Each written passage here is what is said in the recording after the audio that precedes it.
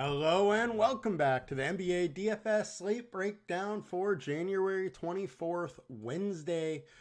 It's a little interesting of a slate. We have 6 games on FanDuel, 8 games on Draftkings. Draftkings is having all of the games in, where FanDuel is still doing this thing where they're cutting out the late games. So we will focus on the 6. However, we're still going to touch upon those last 2 games a little bit due to the ownership on DraftKings, and I'm using the DraftKings matchup tool today so we can get more of those players involved and talked about. All right. Now, before we get into it, come join us at LineStar. $39.99 per month. We still got basketball going. NFL is at the very tail end, and baseball is about to start. One of my favorite times of the year is baseball time. So let's get into it. Let's get into the fun, and let's check out this slate here. So, as I said, 6 games on FanDuel. It is 8 on DraftKings. DraftKings has this Oklahoma City Spurs game and Warriors versus Hawks game. Both of those games do have higher totals, so for DraftKings, you definitely want to dig in a little bit more than what I am just going to go over here to go over those, but we'll definitely touch upon that as well, as I did look at everything, but just want to focus on those combined games. All right, so point guard on FanDuel. Highest owned, Nick Smith, Cody Martin, and Bradley Beal. Donovan Mitchell's right there with those guys, so we'll mention him as well. Nick Smith did me dirty last game. Only played 15 minutes, got 11 points. I placed 11. If I had just a little bit more out of him at like 0.5% ownership, I would have had the chance of a takedown. So it does hurt a little bit seeing that he's kind of chalky today. The whole reason he's chalky, though, is Terry Rozier is gone. He's traded. Kyle Lowry is not yet to start. They are going to be thin at guard. Starting point guard is probably Ball. Shooting guard is probably going to be Brandon Miller. And then coming off the bench, it's going to be Nick Smith likely. Now, we don't truly know what they're going to do. It could be Ish Smith again, which would, throw us for a loop once again. But that is possible. He actually did come off the bench last time prior to Nick Smith. So just understand, Nick Smith is high owned. I'm going there a lot as of right now, but you could pivot some of your lineups to Ish for the same type of thing. He's just not as good of a fantasy producer on a per minute basis as Nick Smith. Next, we got Cody Martin. So Cody Martin is questionable. He missed last game. He's questionable this time. He has a groin injury. We're not sure if he's going to play. Understand that if he's out, it means more minutes for Brandon Miller likely, and probably more minutes for Nick Smith. And Ish is also then in the equation also. But I do like Cody Miller or Martin. I would expect him to slide into the starting lineup again.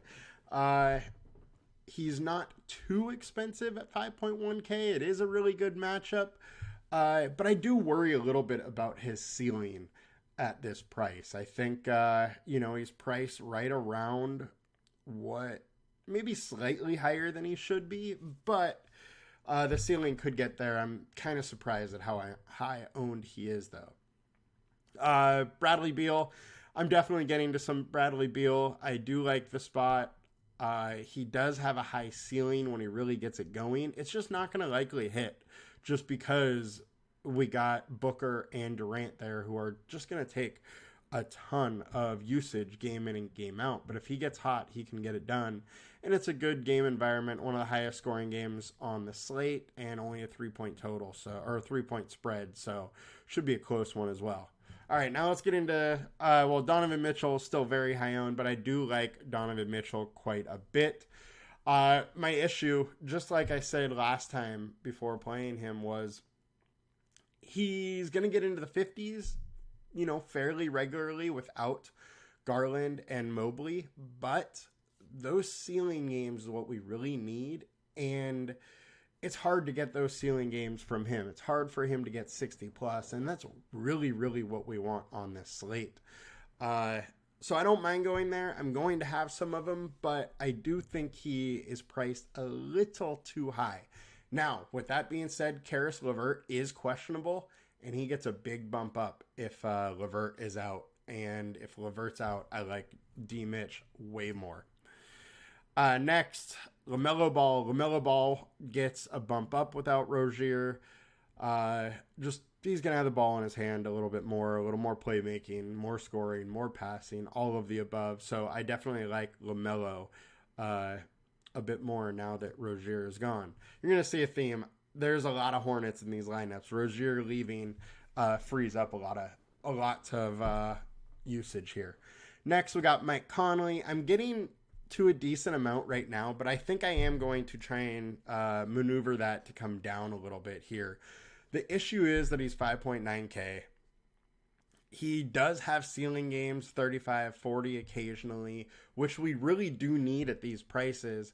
They're just not happening that often. Now, it is a spectacular matchup versus Washington, but with this slate, there's actually a lot of different ways to go, and so I'm not quite as worried about trying to get in pivots as I am on other slates. So I like Conley. I just worry a little bit about upside. I think median projection is right around where it should be, this 28 here, and it is definitely a good spot. I just don't absolutely love that upside. Fred VanVleet, big time upside at 8.4K. He is a guy that absolutely can get into the 50s when he's hot, and it's a spectacular matchup versus the Trailblazers. You do have a little bit of the worry of a possible blowout. We talked about this yesterday with SGA, who SGA got there. You just might want to throw in a Trailblazer if you're going to be stacking some Houston players a little bit, because Trailblazers are going to need to keep it at least entertaining into the late third, early fourth quarter. And that's exactly what happened last game, is the Trailblazers were able to keep it entertaining late and only lost by 2. So largely behind Scoot just going nuts. And that's exactly what we talked about is yesterday. With that OKC game, you'd probably want a Trailblazer if you're taking OKC guys. So same situation once again there with Houston. Now let's get on to DraftKings point guards. We got DeJounte Murray, John Conchar, and SGA. So look, Murray's once again a play. He's still priced too cheap. There's no Trae Young. He's a great play. Concar, I don't mind going here. 4K is just too cheap for a guy that's getting 26, 27 minutes, likely starting without, all their guys as all their big usage guys. He's been decent on a fantasy point per minute, and don't mind going there. It is a tough matchup, though. SGA, I'm always a fan of going SGA, especially in a spot versus the Spurs. They are 8-point favorites, played back-to-back nights. Usually doesn't hurt SGA, though. But this is a great matchup. I'm fully willing to go back to the Spurs here. SGA against the Spurs. And matchup tool. So we got Fred VanVleet on the very top of it. LaMelo Ball, Luka right behind that, and Donovan Mitchell. I do like Luka. Just not getting to a ton of him just because there's not a ton of value, but I do like him, and there is some injury situations going on with Dallas where Exum, Irving, and Doncic are all questionable, so if anybody's out there, obviously it's going to help everybody else. Shooting guard, we got Nick Smith, Cody Martin, Bradley Beal, Kennard, Donovan Mitchell, and Anthony Edwards, all high-owned guys.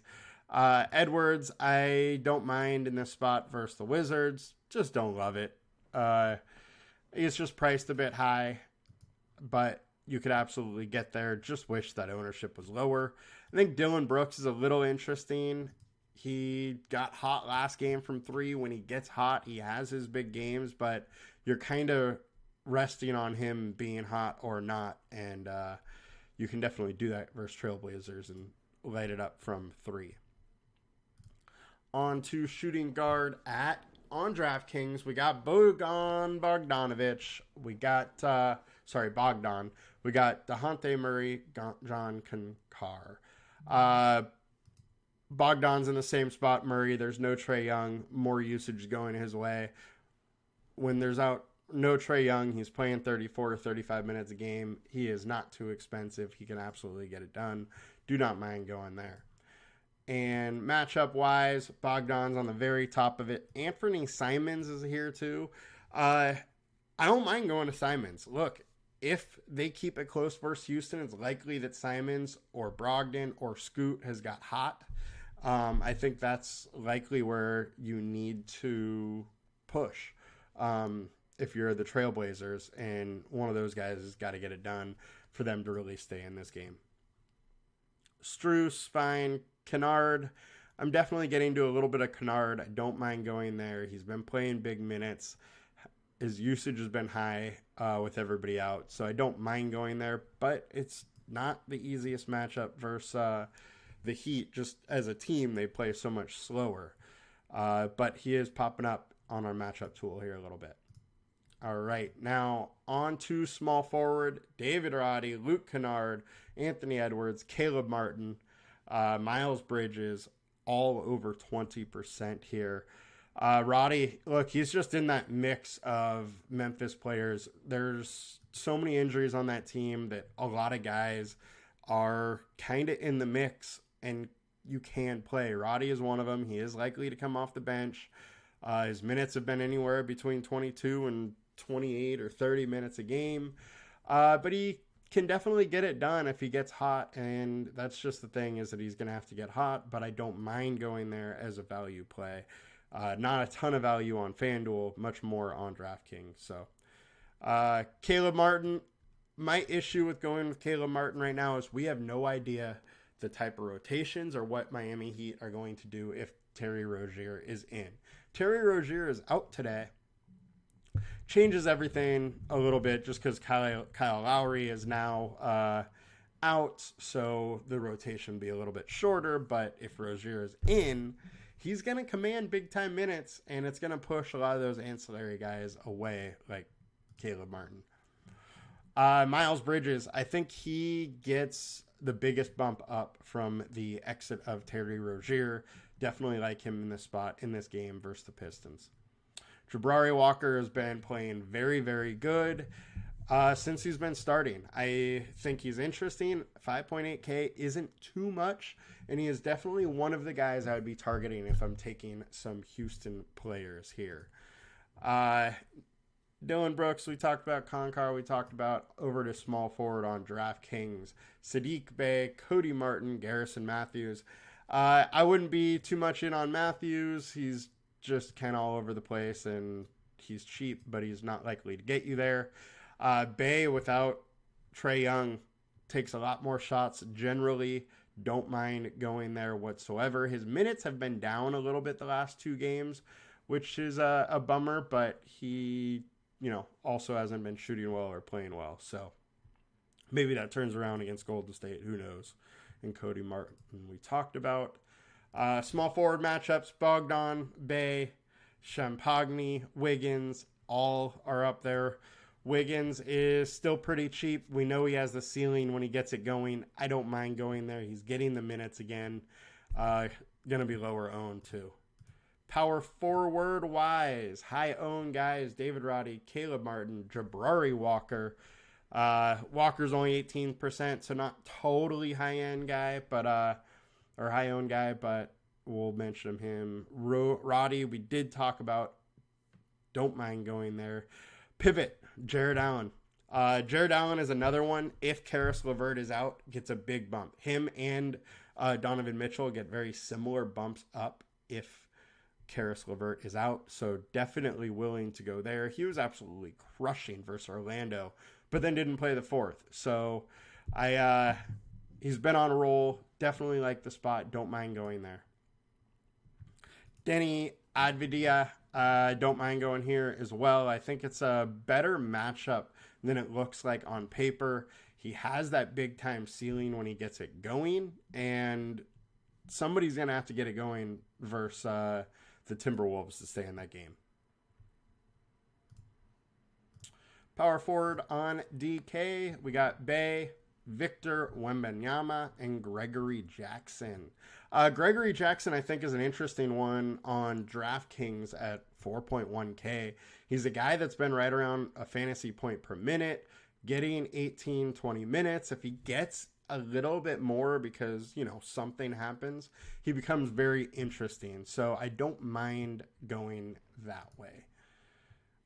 It should be lower owned, though, than 17%. I think 17% is higher than he should be, just because the chance of any type of ceiling is a lot has to go your way. And Okonwa is pretty reasonably priced for the upside that he does bring, and you know you're going to get some minutes there. All right, on to power forward matchups. Miles Bridges, Kevin Durant, Isaiah Stewart, and Jovic. KD, I think, is how I would likely attack this Dallas team. I think they're weakest versus the power forward. KD's had a couple huge games. 40 and 41 minutes. You know he's going to play those minutes. So I definitely like KD. Miles Bridges, I said, I think he has the biggest bump up. On to center. Alperen Sengun, Xavier Tillman are the two high-owned guys. I do like Sengun. I am just getting to some other guys a little bit more. Rudy Gobert is one of them. Has been playing very well. Has a very good matchup versus the Wizards. They've been absolutely getting crushed by centers. And you got to expect that Gobert would be no different. So do not mind going Gobert and getting a little different. Also, don't mind going Yusuf Nurkic. Now, this one is, you know, a little harder to swallow. Dallas isn't great versus center, but Nurkic's minutes are just kind of all over the place. Now, if it is a game where he's playing into the 30 minutes, he's going to crush. But there's the chance that he only plays, you know, 24 to 26. And if he does that, it's going to be very hard to get here. So I think this is a good GPP play. Definitely do not play him in cash. But I'm a little bit intrigued here. I think his price has come down low enough, and he gets, you know, those 40 point, 50 point games occasionally. Jared Allen, we talked about. Nick Richards. He goes to 1.07 fantasy points per minute with, you know, Hayward, Mark Williams, Rozier out. So it's a lot better than what he has been at 0.87 fantasy point per minute as a starter. Now, I think 1.07 is probably a little high for him, but it is a good matchup versus the Pistons, so definitely intrigued to go there. I just wouldn't have too many guys from Charlotte. I know we mentioned a lot of Charlotte players today, and I think I would limit that to probably 3 max over there, but definitely don't mind getting multiple Charlotte guys in the same lineup today. And on to DraftKings. Alperen Sengun, Victor Wembanyama, and Okongwu. Wemby at 8.3K, I think, is way too cheap on DraftKings. Even playing only 28 minutes. I mean, the guy's 1.78 fantasy points per minute, 1.86 over his last 5 starts. It's in a decent matchup versus OKC. I absolutely don't mind going to Wemby here. Sengun is too cheap on DraftKings as well and should be getting a lot more love. And matchup tool. All right, so Holmgren, Rudy Gobert, Looney, Sengun, all at the top. Don't really like Looney, but the 3 others are totally in play. Holmgren is too cheap for his upside. He can put up 50. This matchup might be hard for him to put up 50, but I don't mind going there. All right, guys, that will do it for us tonight. Good luck. Hope you win some money, and I'll see you guys back tomorrow. Bye.